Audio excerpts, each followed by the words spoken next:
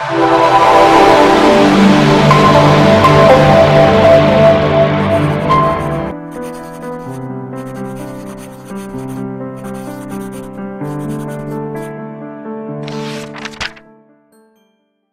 300 some odd days. I'll be charitable. 325 days. The other days from Thanksgiving through, let's say Easter, the Jewish holidays, they're a little bit different. It's all rarefied. We spend a lot more time and money feathering up the nest, getting the better foods on the table, and you know what? All that phoniness kind of runs thin a little bit. I love to be treated to something special. I kind of like to do the treating, actually, but you know, to each their own. I really do like just a nice regular weekend without so much as a worry about missing a special holiday dinner. Quite frankly, they put on calories that I take off in try to take off in about the next 3 months. So I'm happy. I'm very happy. It's 2017. It's going to be an interesting year. It's got to be an interesting year. We've got a new president coming very soon, and boy, this is presidential entourage that we've had for the last 8 years. I'm going to miss Barack and Michelle. I really am. I just enjoyed them. Goodness gracious, I know how they affected a lot of people positively, and according to Congress, everybody hates them. That's not true.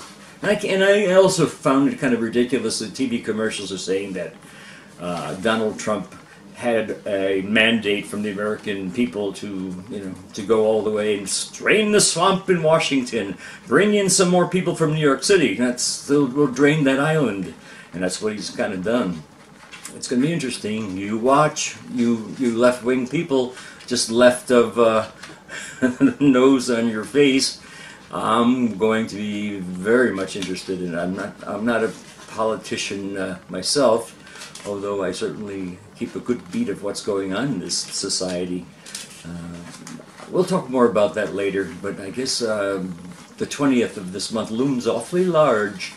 And so I hope Barack and Michelle spread themselves around town and on TV too, because I like to hear from what they say. They're going to be big on the talk show circuit, and I don't think they're going to be in jail like Hillary. So that's a good thing too. Anyway, we started doing our little gossip issue, maybe sort of gay psychology, back in the early part of last December. Yeah, it's a long time ago, isn't it? And I left off when we got to the holidays. There wasn't room for everything to put in there.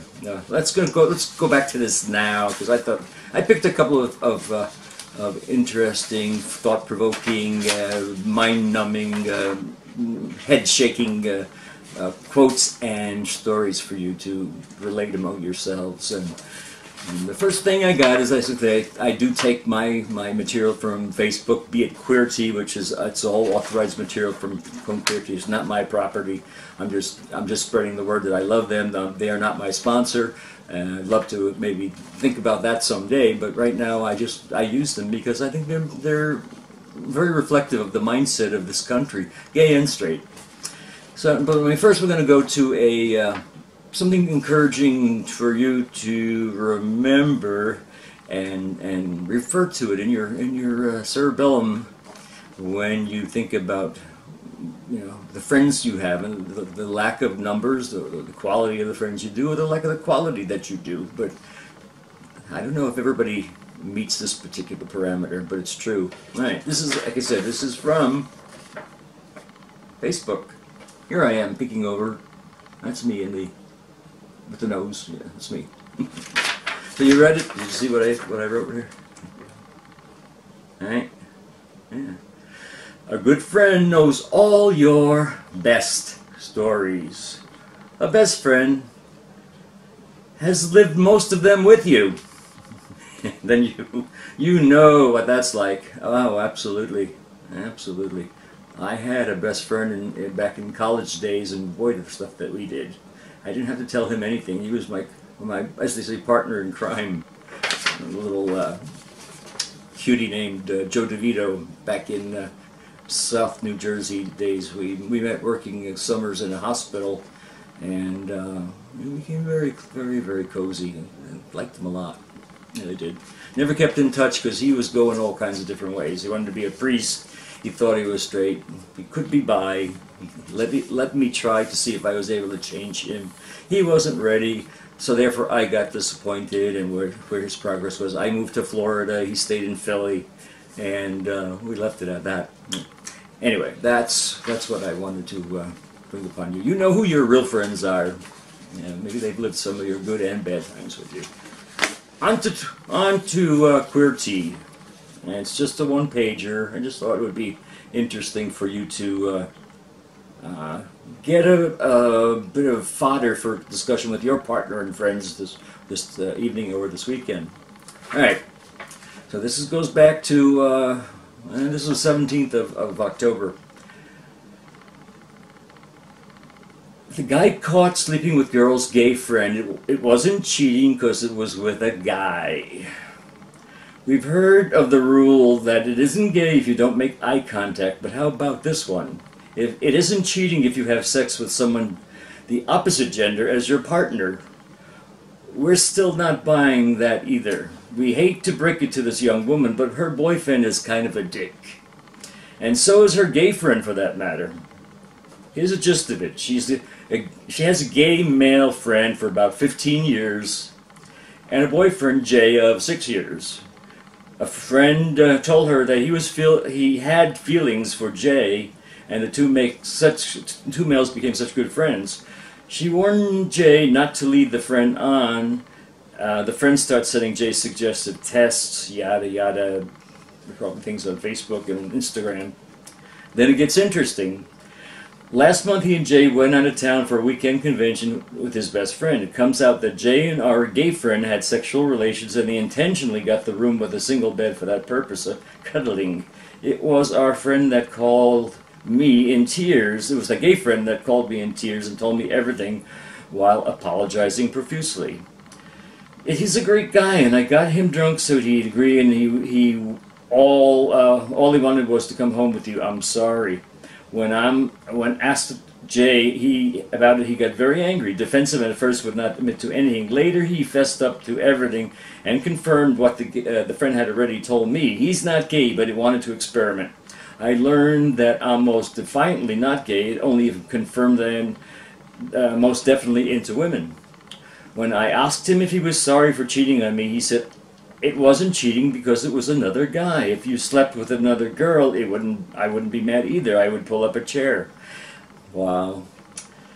I have nothing to apologize for. He then suggested that if he wanted to get even with his, he then suggested that if I wanted to get even, I even had the permission to go sleep with another girl. Well, you guys are just so generous. And yeah, it's all still cheating. Don't fall for that one. My goodness. Get rid of them. They have their own rules. We don't need that. Anyway, so here we are now on the it's the 10th of January, and we're probably starting to think about spring a little bit. The holiday decorations are down, and that always makes me a little bit mellow. But I would like to get into a topic that I have really never elucidated very much on, even to the online social media network friends that I have. A couple know, but I had, and you've seen this in other videos and in print media. Yeah, I was abused as a kid. Wow, how common is that now, right? Yes, I was mentally abused by being caught in between a crumbling marriage of my mom and dad they were married for almost 50 years of hell, and I guess it was about 30 some odd years that I saw what was going on, and tears were everywhere on my mom's side, anger was everywhere on my dad's side, dinners thrown against the wall saying you can't cook, why don't you dress nicer like my sisters do, you look like a slob, which you didn't. and it was pretty difficult for me. My sister is about 10 years plus older than I am, and she left home for good after graduating high school. She really wanted no contact of it. I was just a kid when she left. I was, I guess, around 9 or 10 years old, and I had only that to deal with. It impacted greatly on me, and I did retreat into myself, very much so. When the teen years came and my hormones started to rattle around inside me, after my first dream, which was a gay dream, gay wet dream, I kept everything pretty much silent. I was, just funneled everything to schoolwork, which was very easy to do because it's respectable. So that's why I didn't really do any kind of dating of any kind. I just became obsessed with schoolwork, and when I came home for the vacations in the summertime after school was over, I worked for a food service company that's now not in existence, and I lived in the Huntsville, Alabama area. A lot of good friends, but I just always wanted to go a little more, just if I could risk telling them. But this is, here we go again. We're back in around 1980, and it's not, you just didn't do it. I didn't have the courage to do it, and I don't think they even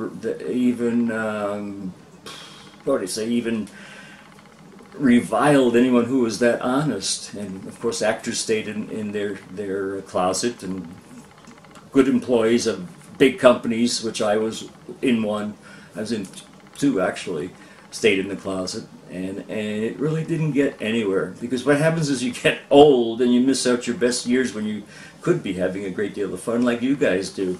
I think the big thing is you're not, well, you never felt anything other than that being gay is just an alternative. I still grew up, and my partner grew up in the period of time when it was condemned by everyone, or the best that they could do at church was say, love the sinner, not the sin. So if you were asexual or abstaining from sexual, gay or straight intercourse, would you know that was a crock of baloney? You were okay. You had your halo on. And you could come to church and be happy, and maybe become a gay priest like so many did. But yeah, so the abuse made me feel bad about myself, and that took place a long time.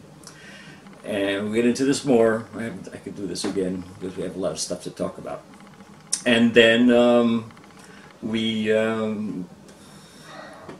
kept it a secret in college, which I didn't have to do, but there was a few gay guys that I did like, but I just didn't have the cojones, the balls to go through with anything. So guys, be happy with what you've got now. You've got a lot of beautiful experiences ahead of you. If you're in your teens and 20s and 30s, don't be feeling that that life is so tough for you, because you've got so many advantages. Maybe too many choices is what's tough, but I admire and jealously admire what you guys have, because it is something that we didn't even think about it.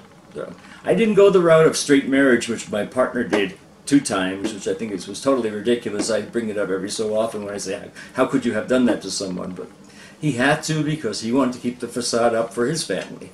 They didn't like him being gay either. So guys, I love you. Subscribe to Living Happily Gay. It's for you, it's for us, it's for everyone. Take care, guys.